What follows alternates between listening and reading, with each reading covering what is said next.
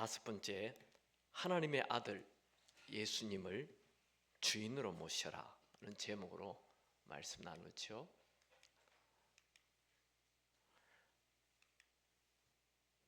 예수님은 진짜 하나님의 아들일까요?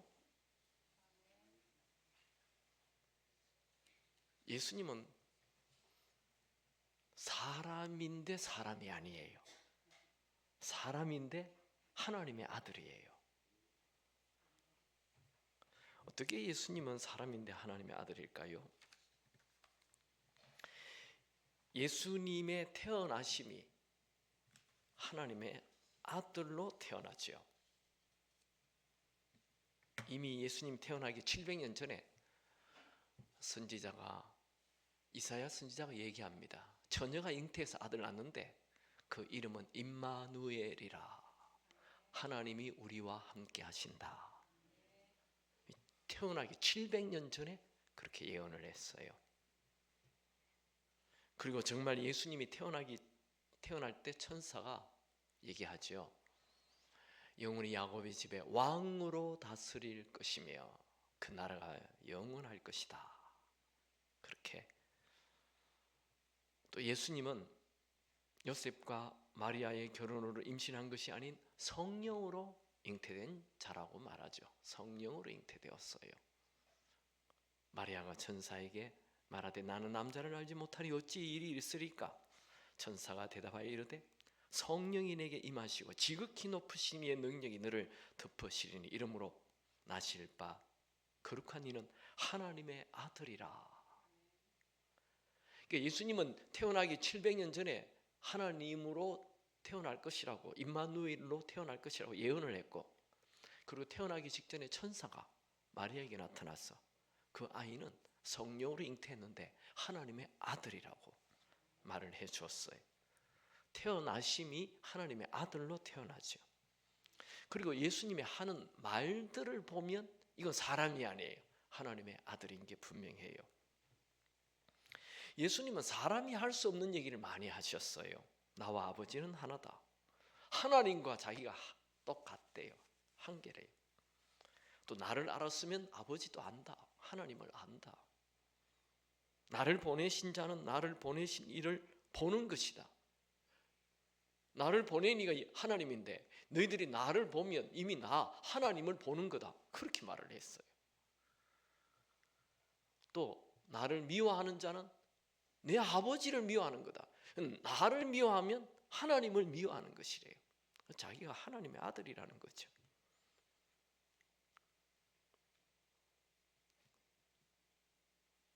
예수님은 사람이 할 수 없는 말을 많이 하셨어요.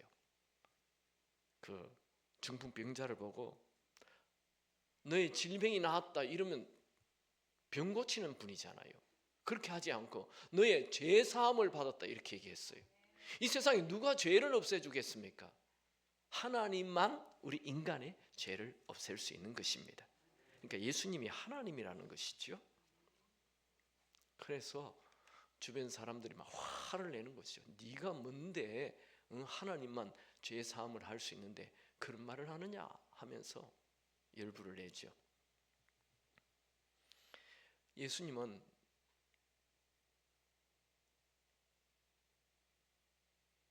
많은 죄가 사하여졌다 이런 얘기를 하십니다. 정말 아무도 할 수 없는, 인간은 도무지 할 수 없는 얘기를 하시죠. 또 이 여자에게도 너 죄 사함 다 없어졌다 이런 말들. 죄 사함은 하나님만 할 수 있는데 예수님은 그런 얘기를 한두 분이 아닙니다. 여러 번 죄 사함을 받았다 이런 얘기를, 하나님이시니까 자기가. 또 대제사장이 예수님을 체포하여서 물어봅니다. 네가 그 지극히 높으신 이의 하나님의 아들이냐 이렇게 물으니까 내가 거니라 그렇게 얘기해요. 예수님은 거침없이 네가 칭송받을 이의 아들 그리스도냐 내가 거니라 그렇게 말을 합니다. 또 십자가에서 똑같이 니는 하나님의 아들이라 하는구나. 사람들이 그렇게, 예수님은 자기가 하나님의 아들로 말씀을 하십니다. 평소에도 하나님의 아들만 할 수 있는 말씀을 많이 하십니다. 예수께서 이르시되 나는 부활이요 생명이니 나를 믿는 자는 죽어도 살겠고 무릇 살아서 나를 믿는 자는 영원히 죽지 아니하리라. 이건 하나님이라는 단어를 넣어야 되죠. 하나님만 그래 할 수 있는데 예수님이 그렇게 한다는 거예요.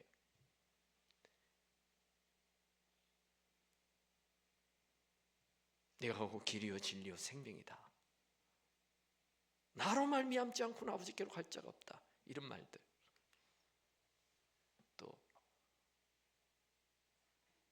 빌립에게 네가 어찌 나와 함께 있었는데 자꾸 네가 나를 알지 못하느냐? 나를 본 자는 아버지를 보았거늘 어찌하여 자꾸 아버지 하나님을 보이라 하느냐?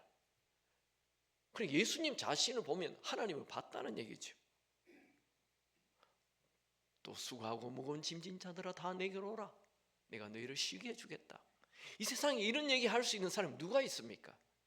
만약에 대통령이 여러분 앞에 나와가지고 수고하고 무거운 짐진 자들이여 다 내게로 오십시오. 내가 당신들을 쉬게 하겠습니다.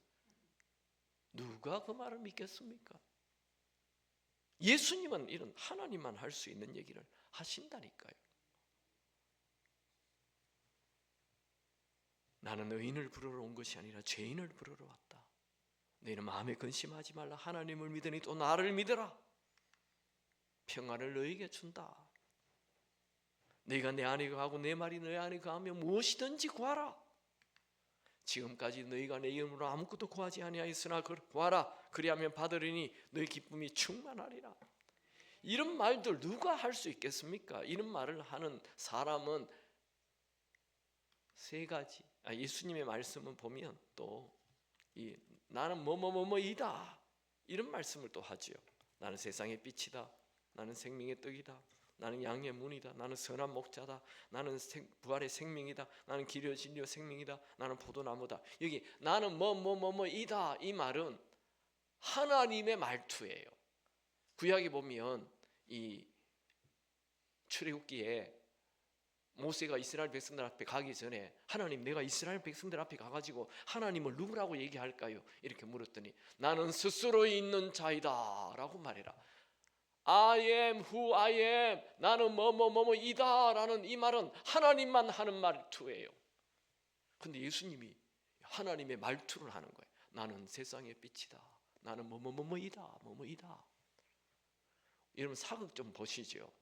사극에 보면 왕이 쓰는 말이 있잖아요.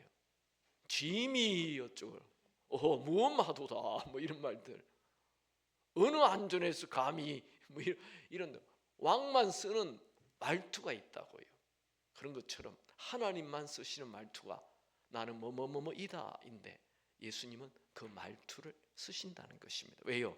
자기가 하나님이시기 때문입니다. 이 말투 여기서 나왔죠. 출애굽기에.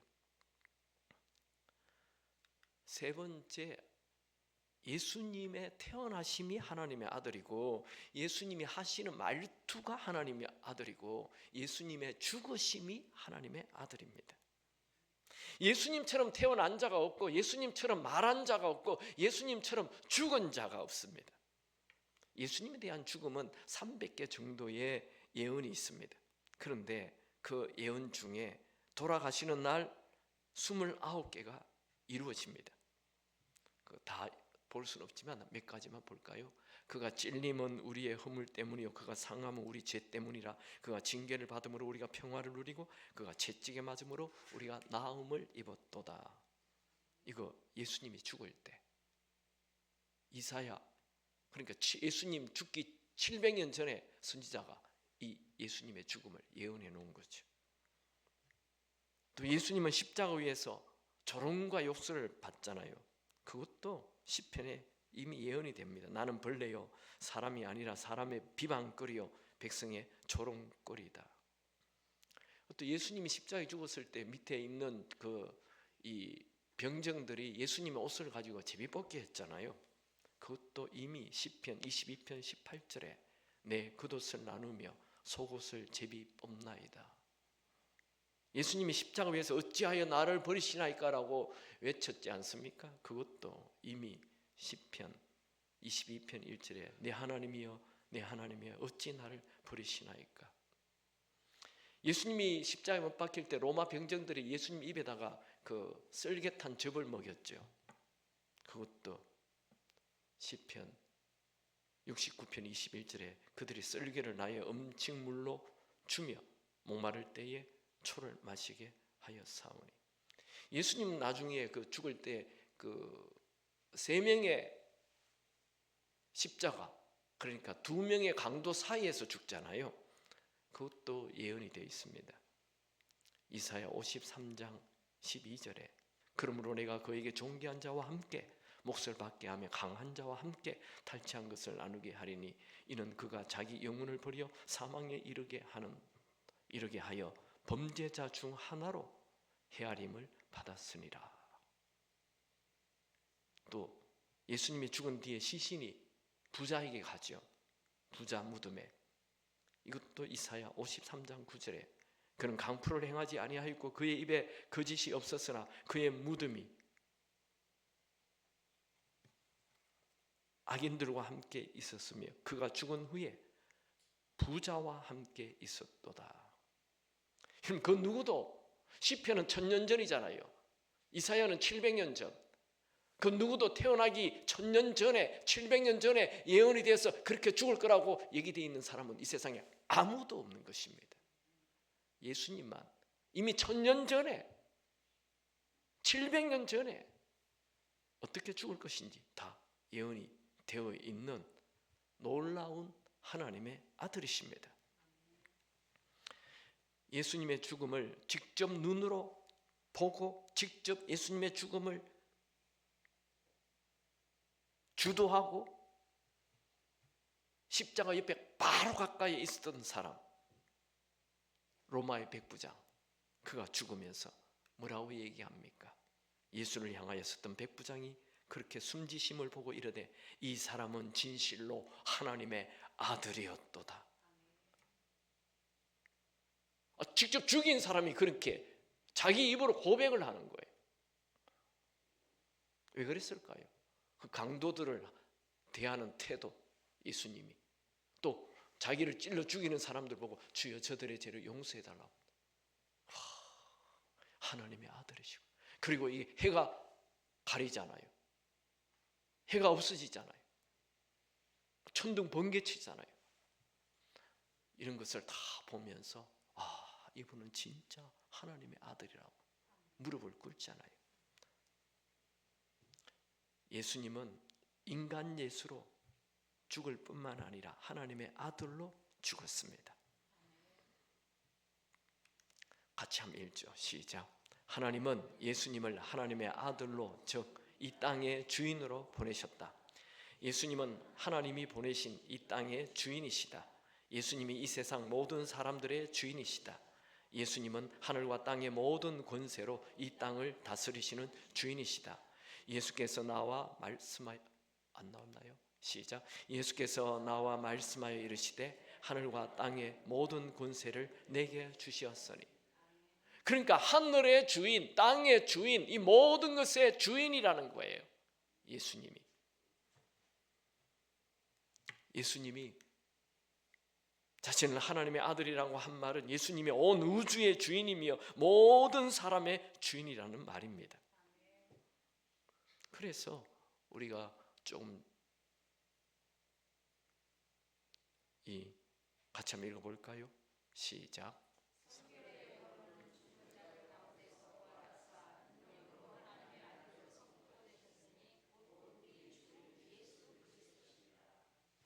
예수님이 죽었는데 3일 만에 살아났잖아요. 이걸 보니까 어떻게 사람이 죽었다가 살아나요? 이걸 보니까 하나님이 살린 거죠. 하나님이 이 예수가 하나님의 아들이라는 것을 만방에 증명한 것이라는 거예요. 죽었다가 살아난 것을 보니까 하나님이 살리셨으니 하나님의 아들이라고 선포한 거예요. 하나님의 아들은 무슨 뜻입니까? 우리의 주인 예수, 우리의 주인이고 우리를 위해 죽어주신 그리스도라는 것입니다. 만약 여러분들이 이론으로만 예수님을 하나님의 아들로 알면 아무 소용없어요. 예수님은 하나님의 아들이네 이러면 아무 소용이 없다니까요. 하나님의 아들이네가 아니고 이분이 나의 주인이네 이래 돼야 되는 거예요. 아멘입니까? 하나님의 아들의 뜻은 주인이란 뜻입니다. 그 주인이 나의 주인이 돼야 돼요. 그래야 여러분과 예수님이 상관이 있는 것입니다. 우리는 이 도표를 머리 안에 입력해야 합니다. 하나님의 아들 이꼴 대답하세요. 하나님의 아들 이꼴 나의 주인이에요. 이제 여러분들이 성경을 신약 성경을 읽다가 하나님의 아들이라는 단어가 많이 나올 겁니다. 전에는 안 보이는데 오늘부터 잘 보이게 돼요. 하나님의 아들이라는 단어만 나오면 동그라미 치고 나의 주인, 예수님이 나의 주인 되어야 합니다. 그럼 왜 이 하나님의 아들이라는 단어를 이렇게 중요하게 여길까요?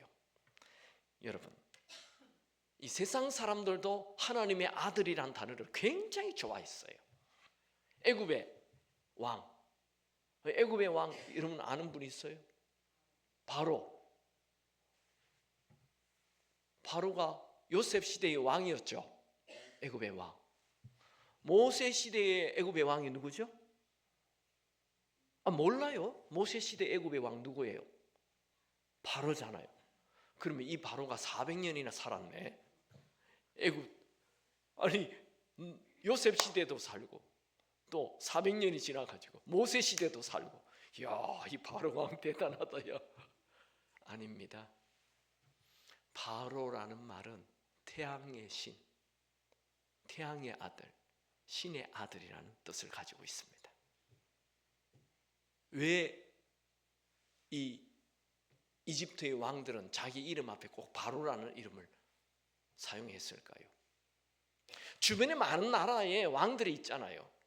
그런데 너희들은 그냥 왕이야, 나는 신의 아들이야, 너희들하고 게임이 안 돼, 이렇게 생각하는 거예요. 중국에도 왕이라 부르지 않죠. 기억나십니까? 중국의 왕을 뭐라고 불렀어요?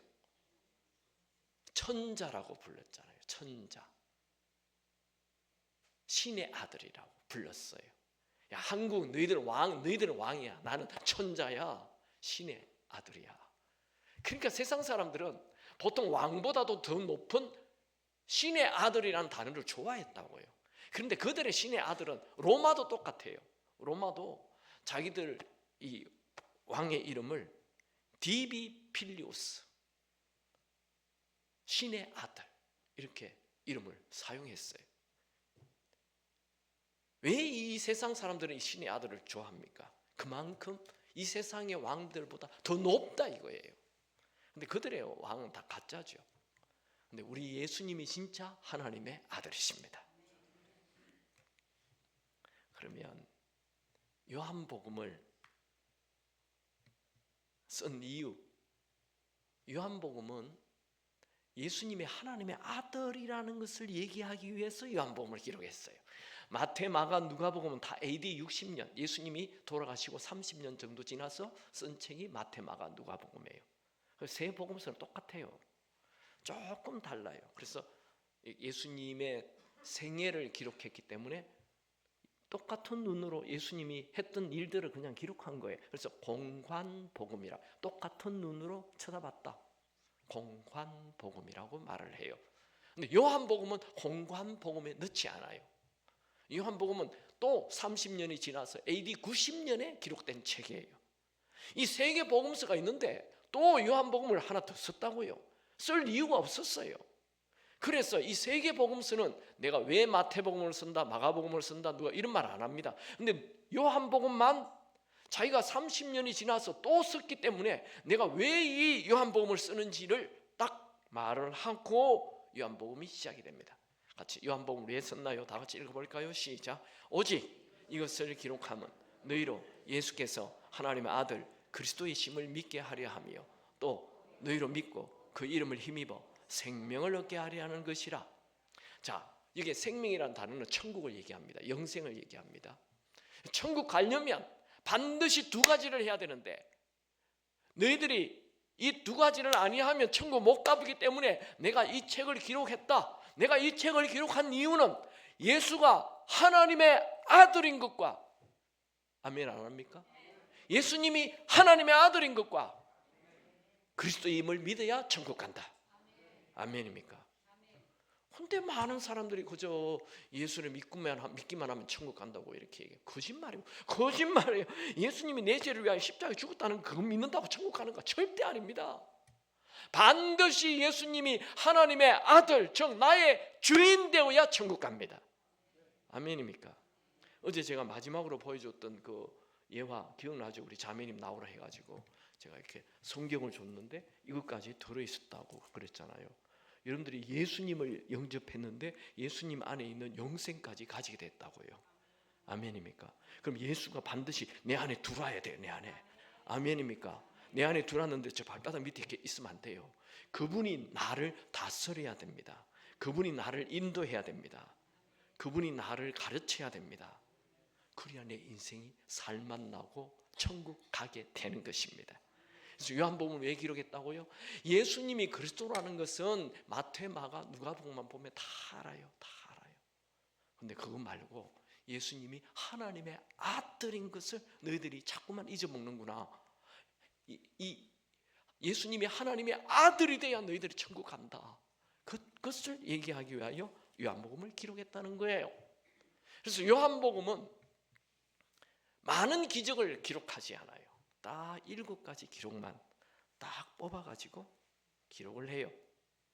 그 7가지 기록 여러분들 아시죠? 물이 변하여 포도주가 되는 것, 또 죽어가는 신아 살아나는 것, 베데스다 연못 38년 중병 환자 살아나는 것, 오병이어로 5,000명 먹는 것, 물 위로 걸어가는 것, 소경이 눈을 뜨는 것, 죽은 나사로 살아나는 것. 이 기적들을 요한은 그냥 기적이 일어났어 이렇게 얘기 안 해요. 마태마가 누가복음은 전부 다 기적이라고 얘기하는데 요한복음만 그것을 기적이라고 말하지 않고 뭐라고 얘기한다고요? 표적이라고 해요. 기적과 표적의 차이 아시죠? 기적은 인간이 할 수 없는 놀라운 일이 일어날 때 기적이 일어났네 이렇게 얘기하는데, 표적은 이 기적을 보니까 이분이 하나님의 아들이네. 아멘. 표적은 사인이에요. 사인. 오늘 차 타고 오셨죠? 차 타고 오는데 빨간불 나타났잖아요. 그러면 빨간불이네 하고 그냥 지나가면 어떻게 됩니까? 대형사고. 빨간불은 서라는 사인이잖아요. 기적을 보고 기적이 일어났다. 야 나도 일어나면 좋겠다. 이러면 안 된다고요. 이분이 하나님의 아들이시네. 아멘. 나의 주인이 돼야 된다. 이분을 나의 주인으로 모십니다. 그렇게 요한복음을 보지 않으면 요한복음은 헛다리 짚는 것입니다. 요한복음은 철저히 예수님이 하나님의 아들인 것. 그리고 요한복음은 1장은 서론이에요. 서론에 딱 믿는 게 뭔지 딱 말하잖아요. 영접하는 것이 믿는 거다. 예수님을 반드시 영접하시기 바랍니다. 예수님이 영접이 돼야 돼요. 그러면 이제 요한복음을 한번 살펴보죠. 요한복음은 총 21장으로 되어 있죠.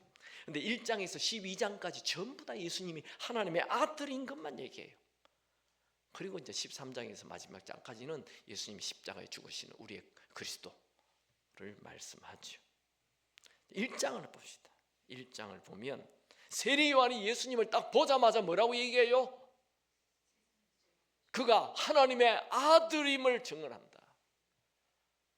그리고 또 한 사람 나다나엘이 예수님을 딱 보자마자 뭐라고 얘기해요? 당신은 하나님의 아들이요. 아들의 뜻은 왕과 임금. 왕과 임금.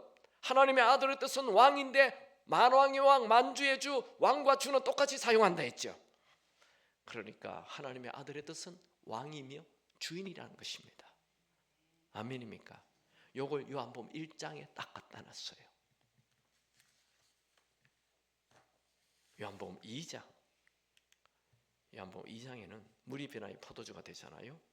이 기적을 그냥 기적이라 안 하고 뭐라고 얘기한다고요? 표적이라고 해요. 표적.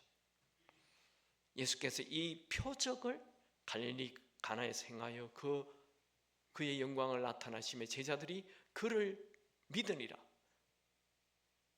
그들은 예수잖아요. 그를 뭘 믿어요? 그분이 하나님의 아들인 것을 믿었다는 거예요. 아멘입니까? 요한복음 3장에 가봅시다. 3장에 가면 니고데모를 만나잖아요. 그래서 이거 굉장히 요한복음 3장은 어제도 얘기했죠. 어떻게 해야 영생을, 어떻게 해야 구원을 받느냐 그랬더니 요한복음 3장 16절 독생자를 주셨으니 그를 믿는 자마다 멸망하지 않고 영생을 얻게 하려 함이라. 하나님이 그 아들을, 하나님의 아들을 세상에 보내신 것은 세상을 심판하러 오심이 아니요 그로 말미암아 하나님의 아들로 말미암아 구원을 받게 하려 하심이라. 계속 하나님의 아들이라나. 하나님의 아들. 이 요한복음 3장 16절보다 더 중요한 것이 요한복음 3장 35절 36절이라 했죠. 35절에는 예수님이 하나님의 아들, 즉 만물을 다 다스리는 주인임을 얘기합니다. 아버지께서 아들을, 하나님의 아들을 사랑하사 만물을 다 그의 손에 주셨으니 주인이라는 말이죠. 그리고 36절 아들을 믿는 자에게는 영생이 있고 아들에게 순종 안 한다? 왜 그분에게 순종해야 되죠? 주인이니까. 주인이니까 순종해야 돼요. 순종 안 하면 영생 없어요. 4장 이 예수님이 그 아들을 고치잖아요. 왕의 신하 아들을 고치잖아요. 근데 그 뭐라고 기록하느냐면 이것은 예수께서 유대에서 갈릴리로 오신 후에 행하신 두 번째 표적, 하나님의 아들이라는 사인이구나. 5장 38년대로 환자를 고치죠. 일부러 예수님이 안식일 날 고친다고요. 38년 병들었는데 토요일 고치면 안 돼요. 월요일 고치면 안 돼요. 딱 주일 일부러 주일을 안식일 날 고친단 말이에요. 계획적으로 그러신 거예요. 왜요? 내가 안식일의 주인이다 라는 것을 얘기하시려고 안식일 날 고치셨습니다. 그리고 이 38년 된 환자를 고치고 폭탄 선언을 하십니다. 예수께서 그들에게 이르시되 내 아버지께서 이제까지 일하니 나도 일한다. 유대인들에게는 하나님을 아버지라 부르면 바로 그냥 참나마도다 신성모도 하나님의 이름을 망령되이 일컫지 말랬는데 돌로 쳐 죽일 말입니다. 그런데 예수님은 그 폭탄 선언을 내 아버지라, 하나님을 내 아버지라, 자기가 하나님의 아들이래요. 폭탄 선언입니다. 요한복음 5장은 38년 환자를 고치고 자신이 하나님의 아들인 것을 계속 얘기합니다. 19절에 20절에 21절에 23절에 24절에 다 요한복음 5장은 하나님을 아버지라고 15번 말하고 자신이 하나님의 아들이라고 10번 말합니다. 하나님의 아들이신 예수님의 말을 듣는 자가 영생을 얻는다고 말합니다. 우리는 하나님의 아들이라는 말, 예수님이 내 주인이라는 말 꼭 기억해야 합니다. 요한복음 5장에 나오는 38년 된 환자를 고친 것은 1절에서 8절까지 뿐이에요. 그 사건 이후에 자신이 하나님의 아들 되심을 9절에서 54절까지 얘기하고 있습니다. 그러니까 이 38년 된 환자를 고치는 게 중요한 게 아니고 그건 낚시예요. 낚시. 미끼라고요. 진짜 중요한 것은 자기가 하나님의 아들인 것을 얘기하기 위하여 38년 된 환자를 고쳤다는 것입니다. 6장 5,000명 고치는 사건이죠. 5,000명 먹이잖아요. 이것도 표적이라 그래요.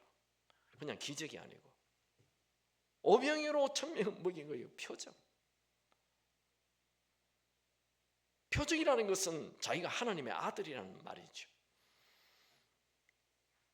예수님은 오병이어 기적 이후에 하나님의 아들을 믿는 자가 영생을 얻는다 말합니다.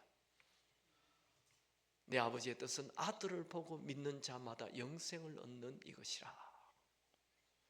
아들을 믿어야, 하나님의 아들, 즉 그분이 내 주인 되어야 영생 있다, 이 말입니다.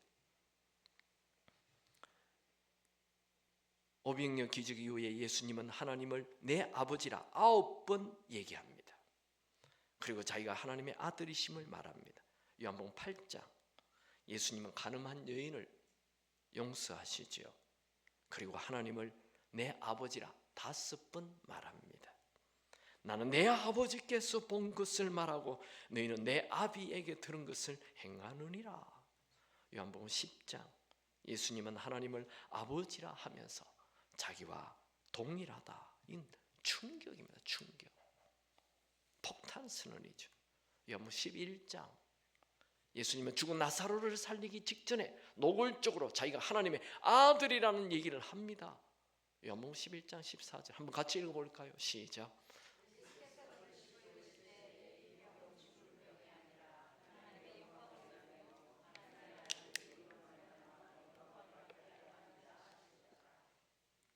오병이어 기적 이후에, 그 나사로를 살리기 직전에 자기가 하나님의 아들임을 얘기하고 있어요. 하나님의 아들. 죽은 나사로를 살린 이후에 이것을 표적이라고 말합니다. 요한복음 12장,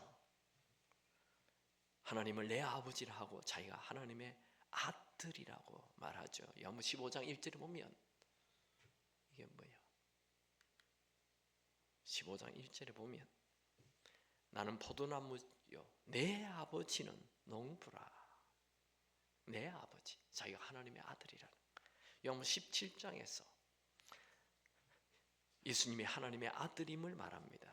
예수께서 이 말씀을 하시고 눈을 들어 하늘을 이르되 아버지여 내가 이르르사오니 아들을 영화롭게 하사 아들로 아버지를 영화롭게 하옵소서. 요한복음 17장 2절에는 아버지께서 아들에게 주신 모든 사람에게 영생을 주게 하시려고 만민을 다스리는 권세를 아들에게 주셨음이로이다. 이 말씀은 하나님의 아들이라는 말이 만민을 다스리는 주인, 즉 우리의 주인이라는 것을 말씀하고 계십니다. 요한복음은 철저히 예수님이 하나님의 아들임을 말하고 있어요. 이걸 놓친다면 요한복음을 지금 잘못 읽고 있는 것입니다. 제일 중요한 핵심을 빼뜨리고 있는 요한복음을 읽고 있는 거예요. 왜 이렇게 요한은 예수님이 하나님의 아들인 것을 자꾸 말하고 있습니까? 즉 예수님이 하나님의 아들로 내가 믿지 않으면, 그분이 내 주인이 안 되면 영생이 없기 때문에, 천국 못 가기 때문에 이렇게 계속 요한복음 1장, 2장, 3장, 12장까지 계속 예수님이 하나님의 아들인 것을 말하고 있는 것입니다. 여러분, 초대교회 교인하고 우리의 신앙 고백하고 같아야 돼요. 다르면 어떻게 되죠? 초대교인들의 신앙 고백과 지금 2000년이 지난 우리의 신앙 고백이 다르면 어떻게 된 거죠? 우린 변질된 거예요. 우리 타락된 거예요. 가짜 신앙이라니까요. 초대교회 신앙과 우리의 신앙이 같아야 됩니다. 아멘 안 합니까? 초대교회 신앙과 우리의 신앙이 같아야 됩니다. 초대교회 교인들이 있는 집은 오늘날 우리 집과 달라요. 초대교회 교인들이 먹는 음식은 오늘날 우리가 먹는 음식과 달라요. 그런 거는 상관없어요. 그러나 신앙은 초대교회 신앙과 우리의 신앙이 지금 똑같아야 되는 거예요. 그게 만약 다르다면 우린 가짜예요.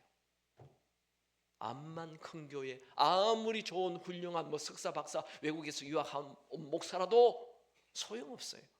초대교회 신앙과 우리의 신앙이 같아야 돼요. 아멘입니까? 그럼 초대교회 신앙 고백은 어떻게 했어요? 그때는 예수 믿으면 막 잡아 죽였는데, 오늘 새벽에 봤잖아요. 데링쿠유 땅속에 숨어가서 살았죠. 예수 믿으면 다 죽였다니까요. 그때 신앙 고백을 그들은 서로 만나잖아요. 너 예수 믿어 안 믿어? 이런 말 못해요. 그래서 땅바닥에다 그냥 슉 이렇게 그려버려요. 그러면 그 사람이 물고기 편에 하고 물고기 편에 하고 그냥 지나가면 그 사람이 예수 믿는 사람이 아니고 물고기 표를 딱 보고 너 예수 믿는구나 이렇게 되는 거예요. 물고기 표가 예수 믿는다는 뜻입니다. 그럼 이 물고기 표가 뭡니까? 물고기라는 단어가 헬라어로 익투스입니다. 익투스. 익투스의 앞자를 쭉 따면 그게 초대교회 신앙 고백입니다. 그래서 그들은 혹시 여러분들 차 타다 보면 뒤에 이렇게 물고기 표 해놓은 그 자동차 보셨죠? 그게 초대교회 신앙 고백이에요. 자, 요 I자처럼 된 거 있죠. 요게 이 예수라는 말입니다. X자 된 거 있죠. 그리스도. 그다음에 떼자래요. 떼오스 하나님. U자처럼 돼요. 휘오스 아들. 그다음에 요렇게 시그마처럼 생긴 거 있죠. 소테르 구세주. 이걸 정확하게 제가 번역하면요, 예수 그리스도 하나님의 아들은 구세주다, 이런 뜻입니다. 다시, 예수는 그리스도이고 하나님의 아들이 될 때 우리의 구세주다. 여기에 예수는 그리스도와 하나님의 아들이 들어있어요. 그러니까 우리는 오늘날 교인들이 전부 다 예수님이 내 죄를 위하여 십자가에 죽었다, 이 그리스도는 너무 잘 믿어요. 그런데 여기 중요한 하나님의 아들이 빠져있다 이거든. 하나님의 아들이 없어요. 하나님의 아들의 뜻이 뭐라고요? 지금까지 제가 얘기했는데 하나님의 아들의 뜻이 뭐라고요? 주인. 예수님이 내 죄를 위하여 십자가에 죽었다, 요것만 그만 얘기하시고 그거는 다 믿게 돼 있어요. 교회 2년 3년만 다니면 예수님이 내 죄를 위하여 십자가에 죽었다는 거 다 알잖아요. 그리스도 알아요. 그런데 그분이 내 주인이 돼야 되는 거예요. 하나님의 아들이 돼야 된다고요. 그분이 내 주인이 안 되면 신앙은 가짜입니다. 내 멋대로 살잖아요. 그게 죄라고요. 내 멋대로 사는 게 죄라고요. 내가 주인이 되는 그 죄라고요. 예수가 주인 돼야 됩니다. 아멘입니까? 그건 얘기하려고 요한복음을 기록했다는 거예요.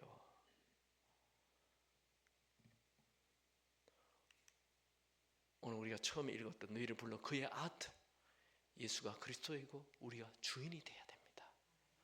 그래서 하나님과 늘 교제를 하는 거죠. 예수님이 내 주인이 안 되면 우리는 절대로 천국 못 갑니다. 그러므로 우리가 믿음으로 의롭다 하심을 믿었으나 우리 주인 예수 그리스도로 말미암아 하나님과 화평을 누리게 됩니다. 성경은 예수를 주로 받으라고 말합니다.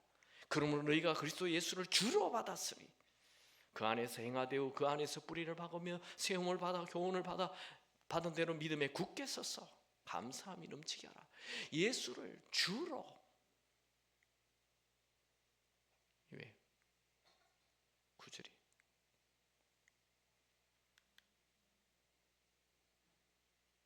예수님은 우리의 모든 죄를, 모든 짐을 가져가시는 분이죠. 제가 한 사람을 소개하겠습니다. 피처 제럴드라는 사람이 있습니다. 이 사람은 영국의 수상, 영국인인데 이 아일랜드 수상을 역임합니다. 통일 아일랜드. 그리고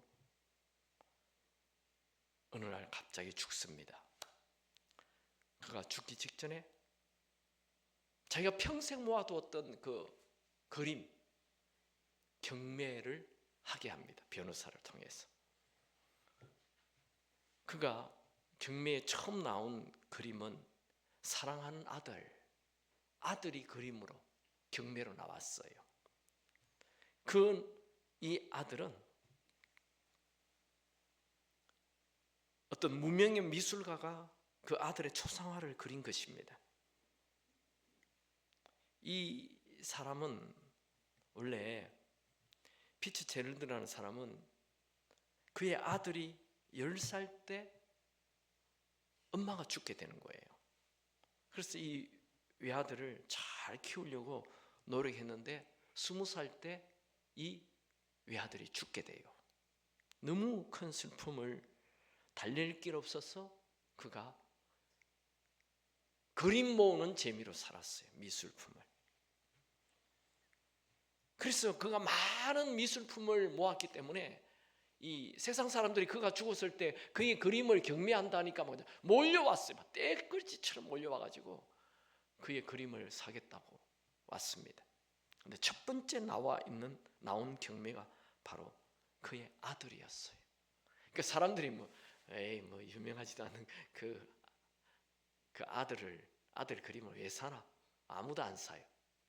근데 계속 살 사람 없느냐 물어도 아무도 안 사는데 한 노인이 그 그림을 사요. 왜냐하면 그 노인은 이 피처제럴드의 집에 집사로 있었던 사람이에요. 그 집을 지키는 사람, 집 지키는 사람이 있잖아요. 그러면서 이 외로운 아들하고 참 가까이 지냈어요. 그래서 그 아들이 그리워서 그 아들의 얼굴 그림을 보고 자기가 돈을 내고 그 아들을 그림을 산 거예요. 그런데 이상하게 이 변호사가 유언장을 한 장 떼서 있는데 경매가 끝났다는 거예요. 깜짝 놀랐어요, 사람들이. 왜 경매가 끝나냐? 그 유언장을 읽어요. 이 청년은 내 아들입니다. 내 아들의 그림을 살 사람은 내 가지고 있는 모든 그림을 가질 자격이 있습니다. 오늘 경매는 끝입니다. 그 사람에게 내 모든 그림을 주세요. 그렇게 돼 있어요. 싫어해. 여러분들이 예수 그리스도 하나님의 아들을 내 마음에 모시면 하나님은 하나님의 모든 것을 여러분에게 주실 것입니다. 하나님은 예수를 주인으로 모시는 자에게 하늘에 있는 상급을 다 유업으로 우리에게 물려주시겠다고 말씀하셨습니다. 이 구절 잘 알죠? 예수님이 온 것은 우리에게 영원한 생명을 주려고 왔고 또 풍성하게 하려 함이라고 했죠. 여러분이 예수님을 주인으로 모시면 하나님께서 베푸시는 이 세상의 모든 것을 다 가지게 될 것입니다. 여러분이 아무리 교회를 오래 다녔다 하더라도 그 하나님의 풍성한 은혜를 누리지 못할 수가 있어요. 그런데 어떤 분은 교회를 다니는데 하나님이 주시는 풍성한 은혜를 다 누리는 자가 있어요. 여러분이 예수님을 주인으로 모셔서 그 풍성한 은혜를 누릴 수 있게 되기 바랍니다. 이런 말이 있습니다. 왕을 얻으면 모든 것을 얻는다라는 말이 있습니다.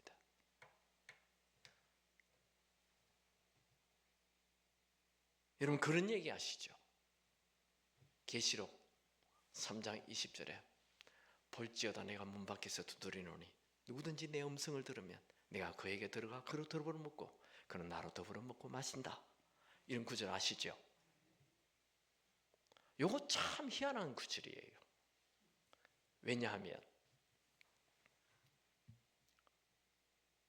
누가 우리 집 대문을 두드립니까? 특별히 옛날 어느 산골에 오두막집이 있는데 누가 와서 문을 막 두드려요. 누가 두드립니까? 잘 곳 없는 사람, 잠잘 곳 없는 사람이 문을 두드려요. 또요, 몸에 상처를 입어서 지금 병이 있는 사람이 와서 문을 두드려요. 또요, 목이 마른 사람이 문을 두드려요. 배가 고픈 사람이 문을 두드려요. 그런데 지금 예수님이 우리 마음 문을 두드리고 계십니다. 예수님이 갈 곳이 없습니까? 예수님이 배가 고픕니까? 예수님이 상처 입었어요. 예수님이 외롭습니까? 왜 우리 문을 두드리십니까?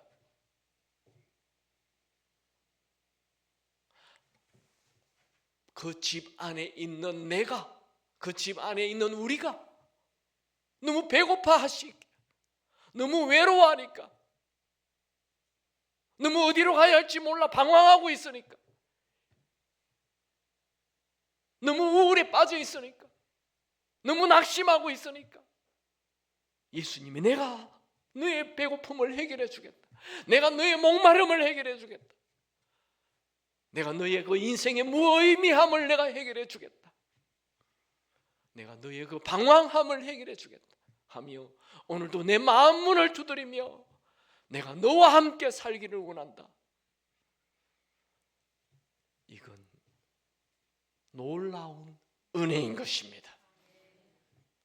주님은 내가 주인 되어 사는 그 무의미한 허무한 인생, 그 목마른 인생을 정리하라고 하시는 것입니다. 내가 너의 주인이 되기를 원한다.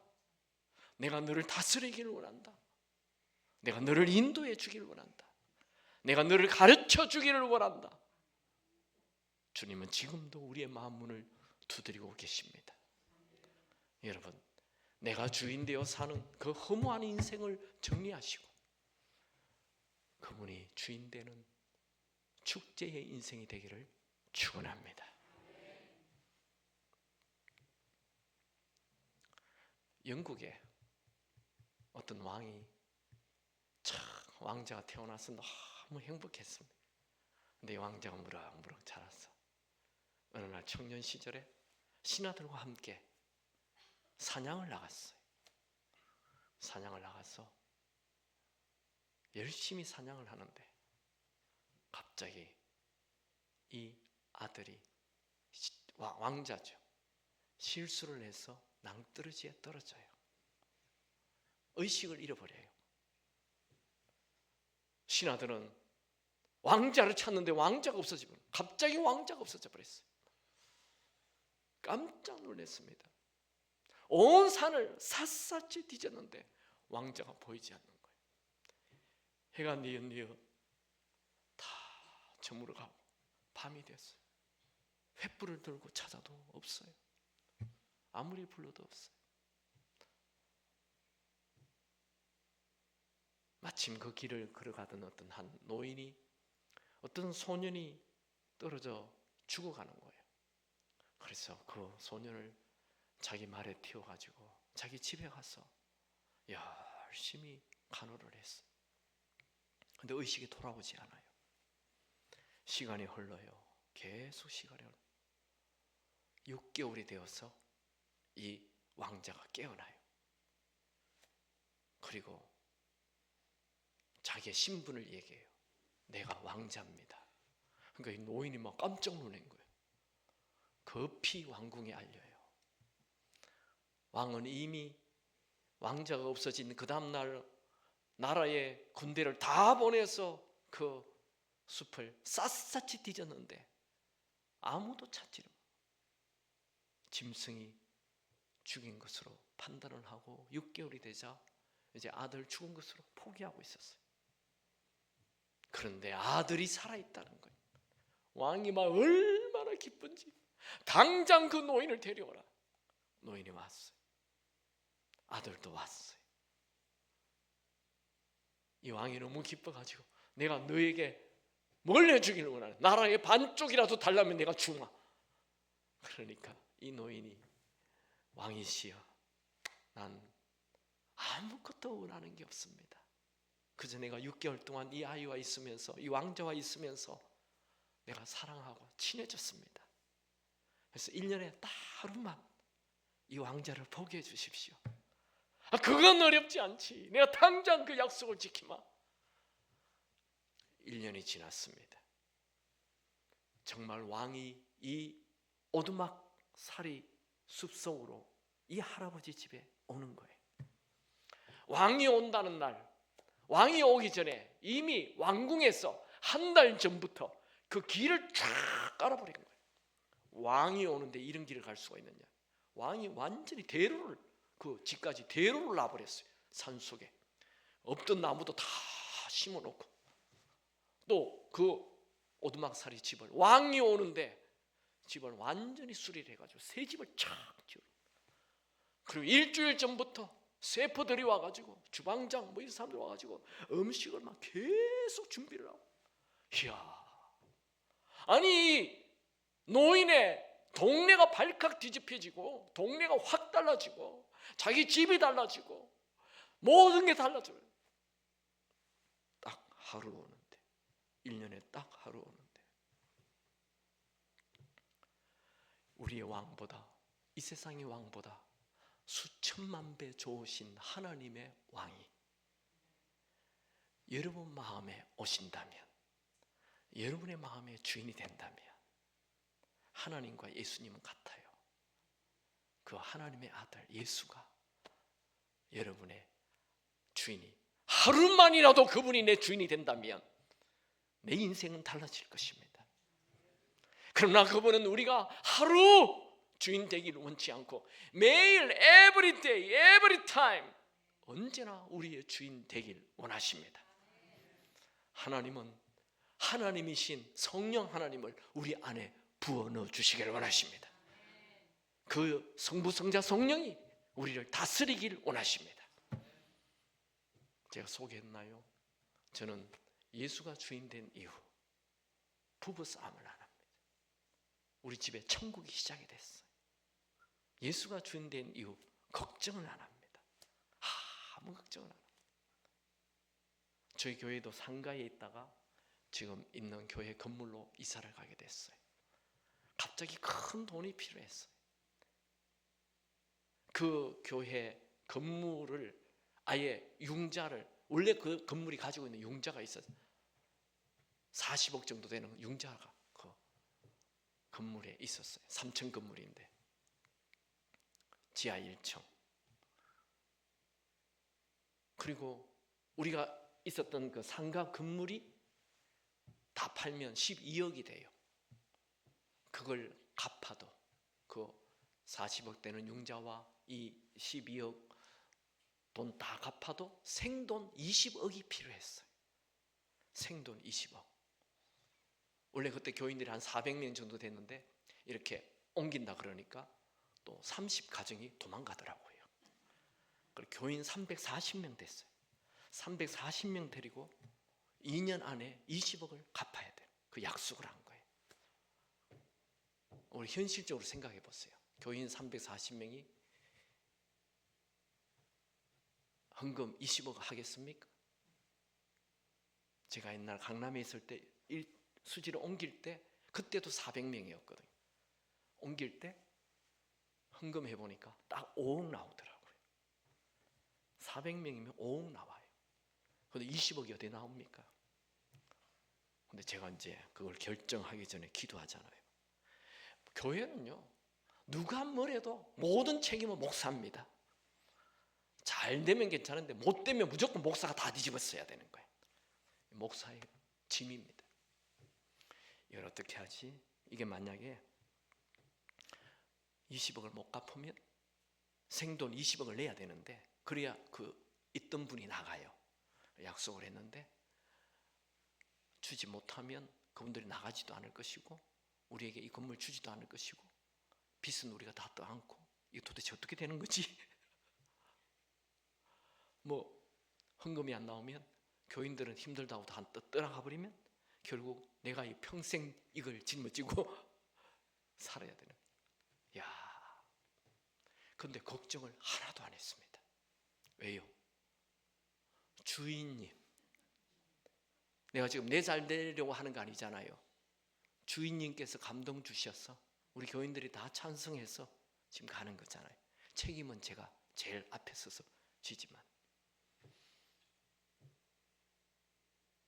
2년 안에 20억을 갚기로 했는데 이제 교인들이 작정하고 이제 헌금을 내잖아요. 매달 헌금이 축축 나오는데 재정을 담당하신 분이 와서 목사님 이번 달에 요거밖에 안 나왔는데요 하면서 저에게 막 걱정을 주는 거예요. 또 그 다음 달 되니까 목사님 큰일 났습니다. 요거밖에 안 나왔습니다.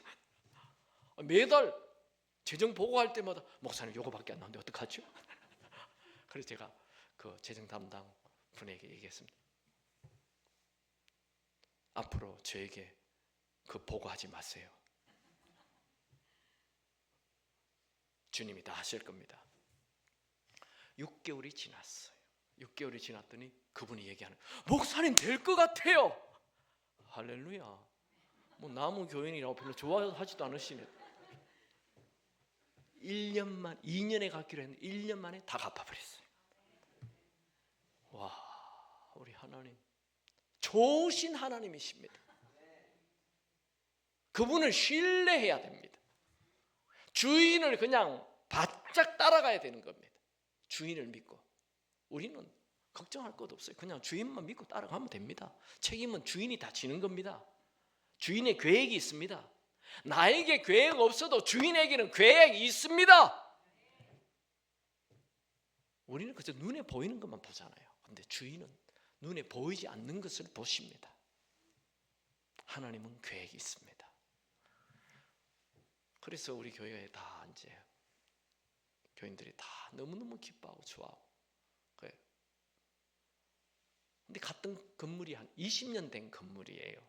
그러다 보니까 비가 세고 엘리베이터가 없고 또 교회가 또 좀 확장해야 더 넓혀야 될 그런 상황이 됐어요. 그래서 교회를 그러면 리모델링을 합시다. 그래가지고 회사를 불러가지고 쭉 설계를 해보니까 돈이 15억이 든다는 거예요. 그러면 은행에 융자를 내니까 15억이 딱 나오더라고요. 15억을 딱 받아가지고 교인들에게 부담 하나도 안 주고 리모델링 하기로 했어요. 근데 갑자기 우크라이나 사태가 딱 났어요. 그랬더니 그 회사가 이거 15억으로 안 됩니다. 25억으로 해야 계약을 할 수 있다. 갑자기 10억이 탁 올라가 버렸어요. 우리는 은행에서 지금 15억 다 받아가지고 융자를 해서 이 회사에 이제 돈 주고 하려고 하는데 이 회사가 갑자기 25억을 달래요. 어떻게 해야 돼요? 그래서 우리 머리 좋은 장로님들이 저에게 목사님 그러면요 1층과 3층 만납시다. 2층과 밑에 식당은 나중에 하죠. 그러면 딱 15억이 되는 거예요.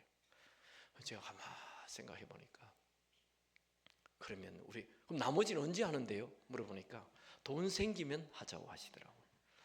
가만 생각해 보니까 이거 짓는데도 1년 이상 걸리고 또 돈 모아가지고 또 하고 또 돈 모아가 또 하고 야 이거만 10년은 교회를 계속 짓겠구나. 안 됩니다. 그 피로감을 아무도 감당할 수 없습니다. 우리 교회는 그러면 더 이상 성장하지 않습니다. 있는 교인도 다 떠납니다. 매일 교회 오면 뭐 모래 쌓아놓고 뭐 뚱땅거리고 예배 시간에도 왱왱거리고 안 됩니다. 목사님 그러면 10억은 어떻게 할 겁니까? 제가 다 합시다 그랬거든요. 그럼 10억은 어디 있습니까? 저에게 물으시더라고요. 목사님이 하자면 해야죠. 저에게 목사님 장로님들 굉장히 좋으십니다. 목사님이 하자면 해야죠. 목사님 하자면 그럼 하겠습니다. 그런데 목사님 10억은 어디 있습니까? 또 책임은 또 나한테 그래서 10억은 하나님이 주십니다. 이렇게 딱 하고 시작을 했어요. 정말 10억을 하나님이 주셨어요. 지금은 완전 건물이 완전 새 건물이 오는 분들마다 이 교회 새로 지었어요? 다 이렇게 물어요. 너무 이쁜. 저는 예수가 주인 된 이후 그 무엇도 걱정하지 않습니다. 그분이 주인이십니다. 그분이 책임지십니다. 여러분이 내가 주인 되어 살면 이 한 번밖에 살지 않는 이 짧은 인생을 늘 아둥바둥 염려, 근심, 걱정, 두려움, 불안 속에 살게 될 것입니다. 그러나 예수님이 주인 되면 하나님의 서프라이즈를 매일 보게 될 것입니다. 야 하나님이 또 일하셨네. 야 하나님이 또 일하셨네. 와 하나님이 매일 서프라이즈입니다. 매일 축제입니다.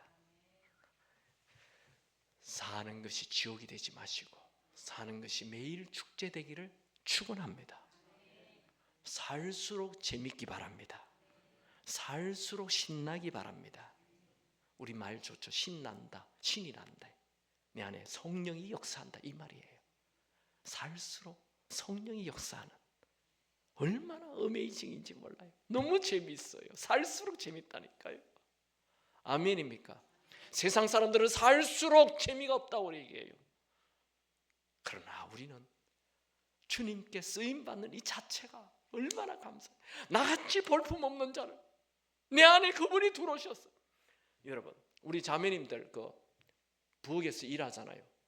그릇 닦죠. 큰 그릇 안에 작은 그릇이 솔라당 들어가죠.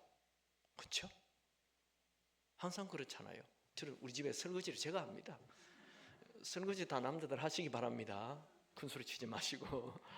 설거지를 하면 항상 이제 큰 그릇 안에 밥그릇을 다 집어넣어놨다가 부르면 이제 설거지 속속 금방 하는데, 큰 그릇 안에 작은 그릇이 속속 들어가는 거죠. 근데 작은 그릇 안에 큰 그릇이 쏙 들어갔다. 이거 어떻게 생각하세요? 깜짝 놀란 일이잖아요. 작은 그릇 안에 큰 그릇이 쏙 들어가 버려요. 하나님이신 예수님이 더럽고 추한 내 안에 들어오십니다. 여기에 감동이 있습니다. 여기에 눈물이 있습니다. 여기에 기대가 있습니다. 여기에 황홀이 있습니다. 여기에 기쁨이 있습니다. 네, 더럽고 추한 내 안에 그분이 뭐가 부족해서 내 안에 들어오려고 할까요? 그분이 무엇이 답답해서 내 더러운 내 안에 들어오려고 할까요? 그분이 나를 만드셨기에 나를 포기하지 않고 내가 너를 사랑한다. 내가 그렇게 네가 그렇게 망가지는 걸 볼 수가 없단다. 네가 그렇게 무너지는 것을 내가 구경만 할 수가 없단다. 내가 너 안에 들어가서 너의 인생을, 그 거지 같은 그 더러운 인생을 하나님의 왕궁으로 만들어 주기를 원한다.